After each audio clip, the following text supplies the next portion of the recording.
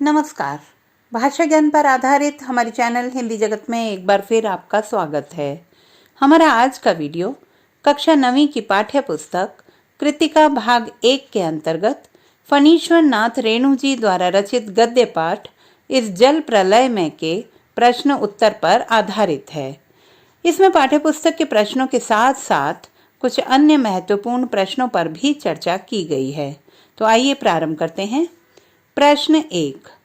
बाढ़ की खबर सुनकर लोग किस तरह की तैयारी करने लगे? उत्तर।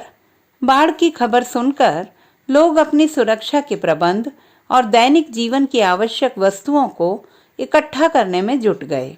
उन्होंने ईंधन, आलू, मोमबत्ती, दिया सलाई, सिगरेट, पीने का पानी और कंपोज की गोलियां आदि इकट्ठी कर ली ताकि बाढ़ से घिर जाने पर भी कुछ दिनों तक उनका गुजारा चल सके।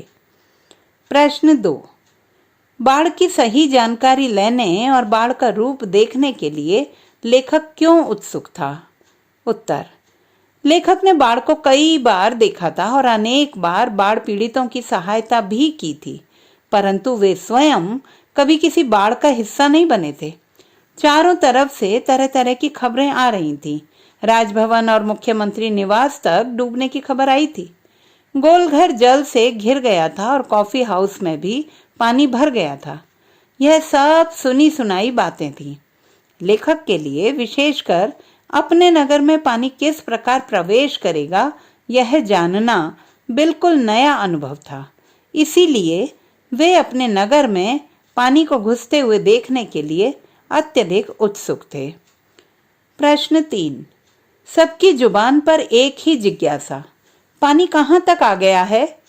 इस कथन से जनसमूह की कौन सी भावनाएं व्यक्त होती हैं? उत्तर। मनुष्य एक जिज्ञासु प्राणी है।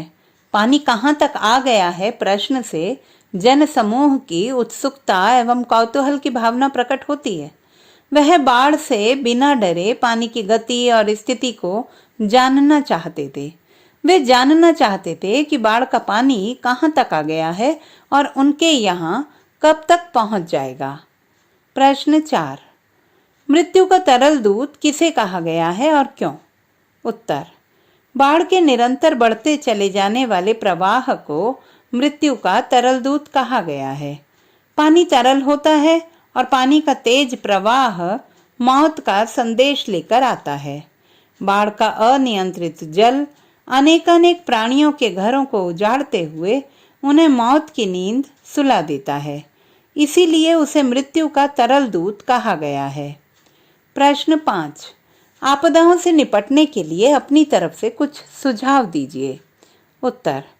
आपदाओं से निपटने के लिए निम्नलिखित दीर्घकालिक और तात्कालिक उपाय किए जा सकते हैं। पानी के निकास की समुचित व्यवस्था हो।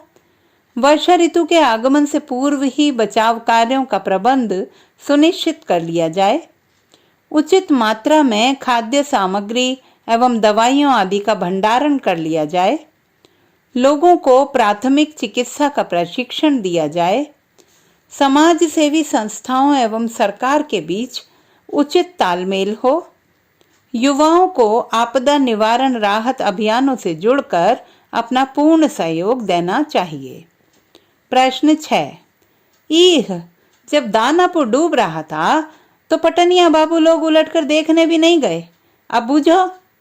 इस कथन द्वारा लोगों की किस मानसिकता पर चोट की गई है? उत्तर। इस कथन के माध्यम से आम लोगों के मन की ईर्ष्या द्वेष युक्त दुर्भावनापूर्ण मानसिकता पर चोट की गई है।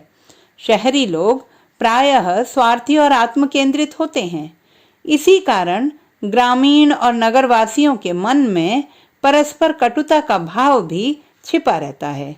जब गांव में बाढ़ आई तब शहरी लोगों ने उनकी कोई सहायता नहीं की। इसीलिए अब जब पटना में बाढ़ आई तो वह गांववासी चाहता है कि पटना वासियों का भी बुरा हाल हो, उन्हें भी गांव वासियों की तरह मुसीबतें उठानी पड़ें। प्रश्न 7। खरीद बिक्री बंद हो चुकने पर भी पान की बिक्री अचानक क्यों बढ़ गई थी? उत्तर। बाढ़ का खतरा बढ़ने पर अन्य सामानों की दुकानों में हड़बड़ी मच गई, परंतु पान की दुकान पर बिक्री अचानक बढ़ गई। कारण पान की दुकान पर रेडियो था, जिससे लगातार लोगों को बाढ़ के विषय में जानकारी प्राप्त हो रही थी। वे यह जानने के लिए उत्सुक थे कि बाढ़ का पानी कहां तक आ गया। समाचार सुनने के साथ साथ वे पान भी खा रहे थे और इसीलिए पान की बिक्री अचानक बढ़ गई थी। प्रश्न 8। जब लेखक को यह एहसास हुआ कि उसके इलाके में भी पानी घुसने की संभावना है, तो उसने क्या क्या प्रबंध किए? उत्तर। जब लेखक को यह एहसास हुआ कि उसके इलाके में भी पानी घुसने की संभावना है, तो उसने ईंधन, मोमबत्ती, दिया सलाई, पीने का पानी, कंपोज की गोलियां एवं आलू आदि एकत्र कर लिए। उसने बाढ़ आने पर छत पर चले जाने का प्रबंध भी सुनिश्चित कर लिया। प्रश्न 9। बाढ़ पीड़ित क्षेत्र में कौन कौन सी बीमारियों के फैलने की आशंका बनी रहती है? उत्तर। बाढ़ पीड़ित क्षेत्रों में हैजा, टाइफाइड, मलेरिया, कॉलरा, वायरल आदि बीमारियों के फैलने की आशंका बनी रहती है। इन क्षेत्रों में अक्सर बाढ़ के गंदे जल के कारण लोगों के पैरों की उंगलियां सड़ जाती हैं और पकाही घाव भी हो जाते हैं। प्रश्न 10। नौजवान के पानी में उतरते ही कुत्ता भी पानी में कूद गया। दोनों ने किन भावनाओं के वशीभूत होकर ऐसा किया? उत्तर। बाढ़ग्रस्त क्षेत्र में बीमार लोगों को इलाज हेतु ले जाने के लिए नाव का प्रयोग किया गया था। नाव पर एक बीमार नौजवान अपने कुत्ते के साथ चढ़ा। डॉक्टर को कुत्ते का नाव में चढ़ना पसंद नहीं आया। उन्होंने कुत्ते को ले जाने के लिए मना कर दिया। नौजवान और कुत्ता परस्पर गहरे आत्मीय थे, अतः नौजवान को कुत्ते के बिना मृत्यु भी स्वीकार नहीं थी। इसीलिए नौजवान कुत्ते के बिना जाने को तैयार नहीं हुआ और नाव से उतर गया। उसे उतरता देखकर कुत्ता भी पानी में कूद गया। उनके इस व्यवहार से उनकी गहरी मैत्री, कुत्ते की स्वामी भक्ति और नौजवान की पशु प्रेम की जीवंत भावना उजागर होती है। प्रश्न 11। अच्छा है कुछ भी नहीं। कलम थी, वह भी चोरी चली गई। अच्छा है कुछ भी नहीं मेरे पास। मूवी, कैमरा, टेप रिकॉर्डर आदि की तीव्र उत्कंठा होते हुए भी लेखक ने अंत में उपर्युक्त कथन क्यों कहा? उत्तर। लेखक बाढ़ तो बचपन से ही देखते आए थे, परंतु स्वयं बाढ़ पीड़ित होने के अनुभव को वह पूरी तरह जीना और भोगना चाहते थे। उनका कलाकार मन बाढ़ के दृश्यों को संजो लेना चाहता था, पर अगले ही पल वह सोचते हैं कि अच्छा ही हुआ कि उनके पास कुछ नहीं है। यदि उनके पास कैमरा, टेप रिकॉर्डर या कलम होती तो वह बाढ़ का वास्तविक अनुभव लेने के स्थान पर उसका चित्रण करने में लग जाते। इन चीजों के अभाव ने ही उन्हें इस नए अनुभव से पूरी तरह जोड़ दिया था। आइए अब एक नजर डालते हैं कुछ अन्य महत्वपूर्ण प्रश्नों पर। प्रश्न 1। लेखक किस इलाके के रहने वाले थे? तैरना नहीं जानने के बावजूद वह बाढ़ की भयंकरता का वर्णन कैसे कर पाते थे? उत्तर। लेखक पटना के एक ऐसे गांव के रहने वाले थे जहां हर वर्ष कोसी, पनार, गंगा और महानंदा की बाढ़ से त्रस्त लोग और जीव आकर शरण लेते थे। बंजर भूमि पर गाय, बैल एवं अन्य जीवों के अनगिनत झुंड देखकर वे लोग बाढ़ की भयानक स्थिति का अंदाजा लगाते थे। पर्वतीय क्षेत्र में जन्म लेने के कारण गांव के अधिकांश लोगों की तरह वे भी तैरना नहीं जानते थे, परंतु अपने सेवा भावी स्वभाव के कारण बहुत कम उम्र में ही उन्होंने लोगों की सहायता करना प्रारंभ कर दिया था। इसी कारण तैरना नहीं जानने पर भी उन्होंने बाढ़ पीड़ित लोगों की सहायता में पानी को कभी बाधक नहीं बनने दिया। बाढ़ पीड़ितों की दुर्दशा को निकट से देखने के कारण ही वह बाढ़ की भयंकरता का सजीव वर्णन कर पाते थे। प्रश्न 2। लेखक के अनुसार कौन सा समाचार दिल दहलाने वाला था? उसने लोगों को किस तरह प्रभावित किया? उत्तर। सायंकाल आकाशवाणी के पटना केंद्र से स्थानीय समाचार प्रसारित हुआ कि पानी स्टूडियो की सीढ़ियों तक पहुंच चुका है और किसी भी समय स्टूडियो में प्रवेश कर सकता है। इस समाचार को सुनकर लोग भयभीत हो गए। उनके चेहरों पर आतंक का भाव स्पष्ट रूप से दिखाई देने लगा। पान की दुकान के सामने खड़े लोगों की भीड़ चुपचाप उस समाचार को सुनने लगी। प्रश्न 3, पाठ में लेखक ने मुहर्रमी सूरतें किन्हें कहा है और क्यों? उत्तर, पाठ में लेखक ने स्वयं को तथा अपने कवि मित्र को मुहर्रमी सूरतें कहा है।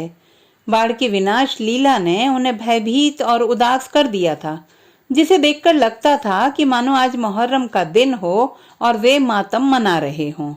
उनके इर्द गिर्द खड़े अन्य लोग सहज और उत्साहित थे, कुछ तो हंसी मजाक करते हुए मनोरंजन के मूड में थे। ऐसे उत्साही माहौल में उदास हताश चेहरे सबसे अलग लग रहे थे। प्रश्न 4, मुसहरी कौन थे? उत्तर, मुसहरी एक आदिवासी जाति का नाम है जो दौने पत्तल बनाने का काम करती है। इस जाति के लोग खुश मिजाज होते हैं। बाढ़ का संकट भी इनकी हंसी खुशी छीन नहीं पाता। प्रश्न 5, पटना की बाढ़ में पिकनिक मनाने आए युवक युवतियों का बर्ताव आपको कैसा लगा और क्यों? उत्तर, पटना की बाढ़ में पिकनिक मनाने आए युवक युवतियों का बर्ताव हमें पूरी तरह अनुचित लगा, क्योंकि इन मनचले युवक युवतियों की टोली सार्वजनिक रूप से अमर्यादित आचरण कर रही थी। भीषण बाढ़ की स्थिति में जहां अनेक लोग विपरीत परिस्थितियों का सामना करने के लिए विवश थे, ऐसे में इन युवक युवतियों का इस तरह आनंद उत्सव मनाना उनकी असंवेदनशीलता को प्रदर्शित करता है। प्रश्न 6, एक स्वयं सेवक के रूप में बाढ़ पीड़ित क्षेत्र में आपकी क्या भूमिका होगी? पाठ के आधार पर बताइए। उत्तर, एक स्वयं सेवक के रूप में मैं जरूरतमंद लोगों तक राहत सामग्री पहुंचाने और उनकी वांछित आवश्यक वस्तुएं जैसे पीने का पानी, बच्चों के लिए दूध, ईंधन, आटा, दाल एवं आवश्यक दवाएं उन तक पहुंचाने का प्रयास करूंगा। वृद्ध लोगों, बीमार व्यक्तियों तथा छोटे बच्चों के लिए हर हाल में सुविधा जुटाने का प्रयत्न करूंगा। तो बच्चों, आशा करती हूँ कि हमारा आज का यह वीडियो आपके लिए सहायक सिद्ध होगा। पाठ के बहुवैकल्पिक प्रश्नों पर आधारित हमारे अन्य वीडियोस देखना ना भूलें। भाषा संबंधी किसी भी समस्या के समाधान हेतु बने रहिए सुनीता भटनागर हिंदी जगत के साथ। आपका दिन शुभ हो।